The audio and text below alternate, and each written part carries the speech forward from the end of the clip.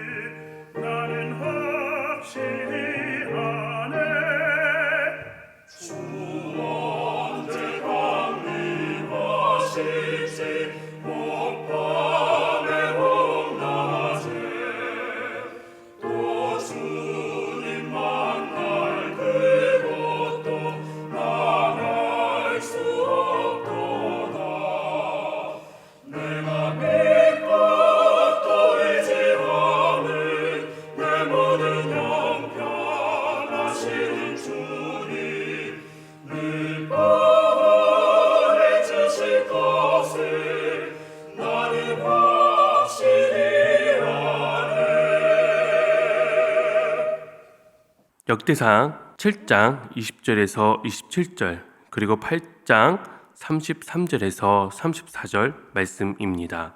에브라임의 아들은 수델라요, 그의 아들은 벨렛이요, 그의 아들은 다하시요, 그의 아들은 엘르아다요, 그의 아들은 다하시요, 그의 아들은 사바시요, 그의 아들은 수델라며 또 에셀과 엘르앗을 낳았으나 그들이 가드 원주민에게 죽임을 당하였으니 이는 그들이 내려가서 가드 사람의 짐승을 빼앗고자 하였습니다.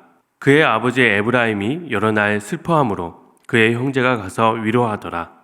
그리고 에브라임이 그의 아내와 동침함에 임신하여 아들을 낳으니 그 집이 재앙을 받았으므로 그의 이름을 브리아라 하였더라.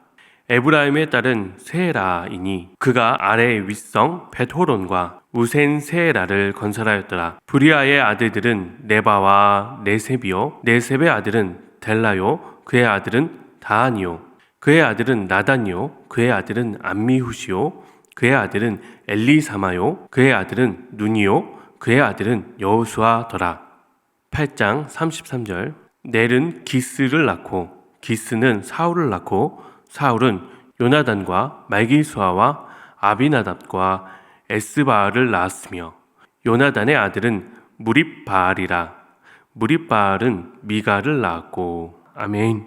기도하시겠습니다. 사랑이 많으신 하나님 아버지, 또 다른 새로운 아침을 허락하시고 주님의 풍성한 사랑 안에서 저희들이 이곳에 불러주셔서 주님을 예배할 수 있는 복된 시간을 허락해 주심에 감사드립니다. 주님 앞에 나와 기도하고 또 찬양하고 예배하는 이 모든 순간을 하나님 기억하시며 또 하나님의 살아계심을 경험하고 누리는 시간이 될 수 있도록 주님 인도하여 주옵소서. 이제 새로운 대통령이 선출된 이 상황에서 하나님 하루속히 나라가 안정을 되찾게 하여 주시고, 특별히 복잡하고 혼란스러운 세계의 정세 가운데 우리나라 이 민족을 붙잡아 주실 분은 오직 우리 주 하나님 한 분밖에 없음을 고백하며 인정하오니, 하나님께서 우리 나라와 민족을 불쌍히 여겨주시고 언제나 하나님께서 지켜주시고 인도하여 주옵소서. 오늘 우리가 함께 묵상할 역대상 말씀을 통해서 하나님의 놀라운 계획하심과 이끄심을 깨닫게 하시고 주님 앞에 엎드려 드리는 저희들의 진실된 기도에 귀 기울여 주셔서 하나님의 지혜와 하나님의 가장 좋은 방법과 그 시간대에 가장 선한 길로 우리를 인도하시고 보살피시고 역사하여 주시옵소서. 이 예배를 주님께서 기뻐 받아 주실 걸 믿사오며 예수 그리스도의 이름으로 기도드리옵나이다. 아멘. 오늘은 역대상 7장과 8장의 말씀을 함께 우리가 살펴봐야 하는데요. 내용이 길어서 간단하게 요약을 하자면 7장에서는 요단 서쪽에 있는 지파들의 이야기를 하고 있습니다. 7장 1절에서 5절까지는 이사갈 지파 이야기, 그리고 6절에서 12절은 베냐민 지파 이야기, 그리고 13절에 납달리 지파 이야기, 그리고 14절에서 19절까지는 므낫세 지파 이야기, 그리고 20절에서 29절까지는 에브라임 지파 이야기가 나오고요. 마지막 30절에서 40절까지는 아세 지파 이야기가 나옵니다. 각 지파별로 대표적인 자손들과 군사력 등을 이야기하고 있고, 8장은 특별히 베냐민 지파에 대해 이야기하면서 1절에서 28절 베냐민 지파의 여러 감과 후손들, 그리고 29절에서 40절까지는 사울 왕가의 계보에 대한 이야기를 해주고 있습니다. 7장에서도 베냐민 지파 이야기가 나오는데, 이 7장에 나온 이 베냐민 지파는 여러 지파 중 한 지파로서 간략하게 다뤄졌다면 8장에서는 베냐민 지파, 특별히 사울 왕가 계보를 중심으로 매우 상세하게 기술되고 있음을 알 수 있습니다. 오늘 본문을 보면 반복적으로 등장하는 단어들이 있는데요. 용사, 큰 용사, 용감한 장사, 정성된 용감한 장사, 이런 표현들입니다. 이사갈 지파는 대대로 용감한 장사였고 다윗 때에는 22,600명의 용사가 등록되어 있었습니다. 베냐민 지파는 큰 용사들로 벨라와 베겔과 여디아엘 계보를 다 합해서 총 59,434명의 용사를 두었습니다. 아세 지파도 정성된 용감한 장사들로 26,000여 명의 용사가 있다고 기록되어 있죠. 이 역대상 그리고 역대하 이 두 말씀은 사실 한 권의 책이라고 기록되어 있습니다. 그리고 이 역대상하가 기록된 그 시점을 대략적으로 이 이스라엘 백성들이 포로기 이후에 돌아온 사람들이 이 역대서를 기록했을 것이다 라고 추정합니다. 즉 나라가 망하고 타국에서 오랜 포로 생활을 해왔지만 다시 한번 하나님의 백성으로서 그 정체성을 써내려가면서 하나님께서 부르신 강한 용사였음을 고백하고자 하는 것입니다. 이들이 용사가 된 것은 단순히 육체적으로 강해서가 아닙니다. 하나님께서 그들을 택하셨고 부르셨기 때문이죠. 하나님의 기업을 차지하고 지키기 위해 전투할 준비가 된 자들이었습니다.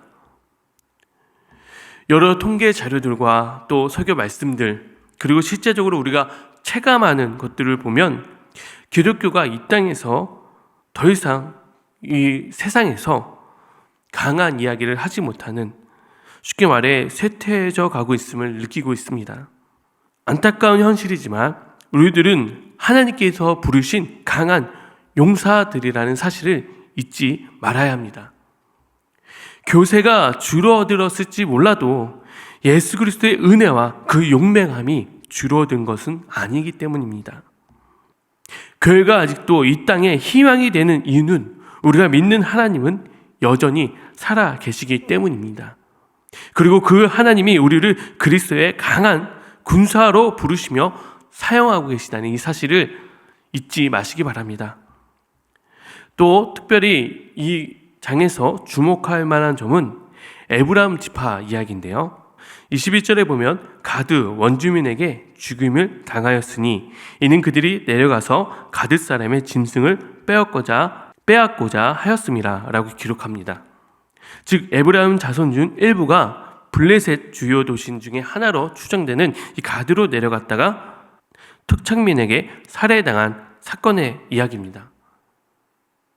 이 본문의 이 내용은 다른 성경에는 기록되어 있지 않습니다. 오로지 이 역대상에서 기록된 것인데 갑자기 족보 이야기가 나오다가 좀 뜬금없이 이런 이야기를 하고 있단 말이죠. 그 이야기는 분명히 여기서 하고자 하는 말씀이 있다라는 겁니다.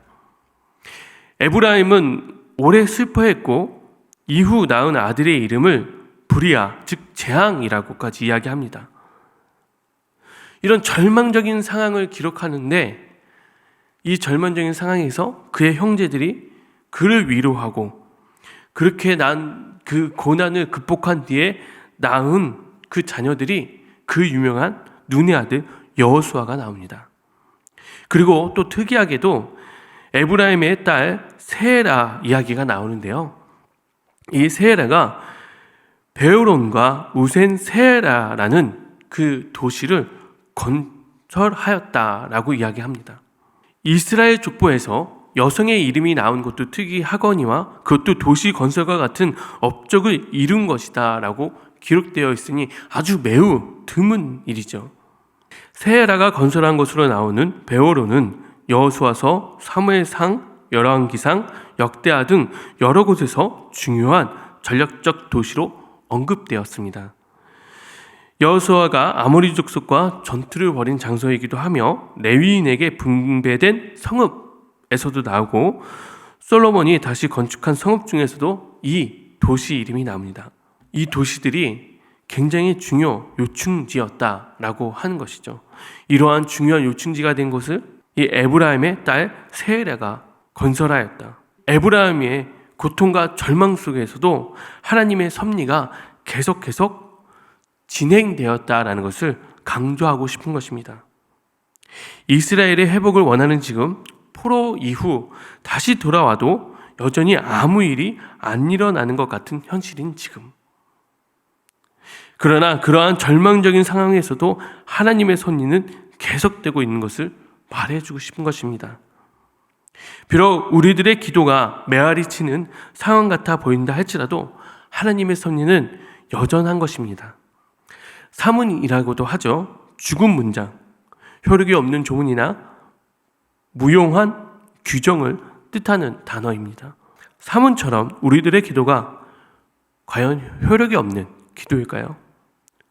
물론 하나님이 보시기에 yes, no, 잠시라는 응답을 주시기도 하시지만 우리들의 기도 자체가 의미 없는 행위가 되진 않는 것입니다. 왜냐하면 우리들의 기도는 살아계신 하나님께서 들으시기 때문입니다. 고통과 절망의 순간에도 하나님의 섭리는 계속되고 있다는 것을 다시 한번 믿고 나아가시기 바랍니다.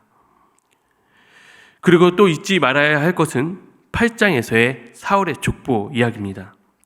그들의 족보엔 바알이라는 이름이 끼어 있습니다. 사울 왕조의 실패는 이들이 하나님 앞에서 신실하지 못했던 역사적인 실수인 것입니다. 사울 왕조 족보에 바알의 이름들이 섞여 있는 것을 보면서 우리도 중요한 교훈을 얻어야 합니다. 하나님의 부르심을 받았음에도 불구하고 세상과 타협할 때 어떤 결과가 따르는지 우리는 잘 알고 있습니다. 하지만 하나님의 은혜는 우리의 실패보다 큽니다.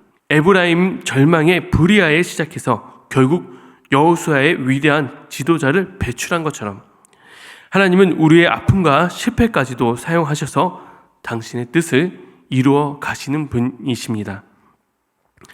하나님은 우리를 하나님의 용사로 부르셨습니다. 아무리 세상에서 교회가 어려워 보여도, 세상이 우리 믿는 자들을 무시한다 할지라도 하나님께서 우리를 택하셨고 하나님께서 우리를 용사로 부르신 그 사실은 변함이 없습니다. 고난 중에서도 하나님의 신실하심을 믿으시기 바랍니다. 우리의 기도가 메아리치는 것 같아도 하나님은 지금도 분명히 역사하고 계십니다. 에브라임의 슬픔이 여호수아의 영광으로 바뀐 것처럼 말이죠. 과거의 실패에서 배우되 거기서 머물지 말아야 합니다. 사울 왕조의 실패는 경고이지 절망이 아닙니다. 우리는 그들의 실수를 되풀이하지 않고 더욱 신실한 믿음으로 살아갈 수 있기를 바랍니다. 오늘 우리 새벽을 깨우며 이 자리에 나온 여러분, 이미 하나님의 큰 용사이십니다. 오늘 하루 그리스도의 군사로서 당당히 세상을 향해 나아가시기 바랍니다. 하나님의 살아계심을 믿고 그분의 섭리를 신뢰하며 신실한 믿음으로 이 세대의 희망이 되기를 주님의 이름으로 축복합니다. 주기도문 하시겠습니다. 하늘에 계신 우리 아버지여, 이름이 거룩히 여김을 받으시오며 나라가 임하시오며 뜻이 하늘에서 이루어진 것 같이 땅에서도 이루어지이다. 오늘 우리에게 일용할 양식을 주시옵고 우리가 우리에게 죄 지은 자를 사하여 준 것 같이 우리의 죄를 사하여 주시옵고 우리를 시험에 들게 하지 마시옵고 다만 악에서 구하시옵소서. 나라와 권세와 영광이 아버지께 영원히 있사옵나이다. 아멘.